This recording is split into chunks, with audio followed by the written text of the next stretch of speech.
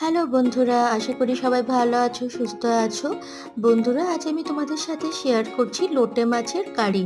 তো বন্ধুরা, এই মাছটা চিকেনের থেকেও এত গুণ পুষ্টিসম্মত একটি মাছ, যা কিনা আমরা জানিই না।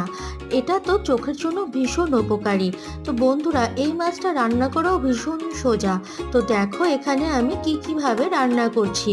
এখানে আমি মশলার জন্য শুধু জিরা, লঙ্কা, পেঁয়াজ, রসুন নিয়েছি। আর তেজপাতাটা ফোড়নের জন্য নিয়েছিলাম। আর আমি এখানে তেলটা ইউজ করেছি সরিষার তেল। আর মশলা যখন কষানো হয়ে যাবে তারপরে একটুখানি চিনি আর টমেটো সস দিয়ে দিয়েছিলাম। তারপর আমি গোটা মাছগুলোকে দিয়েছিলাম, একটু নাড়াচাড়া করেছি। এই মাছটা আর ভাজতে লাগে না। তো বন্ধুরা, আমি তো ভেজে নিই না, তোমরা চাইলে একটু ভেজেও নিতে পারো। সবার শেষে মাছ যখন এমন গ্রেভি টাইপ ঘন হয়ে আসবে, তেলটা বেরিয়ে যাবে, তখন একটু গরম মশলা দিয়ে নামিয়ে নিয়েছি। ভালো লেগে থাকে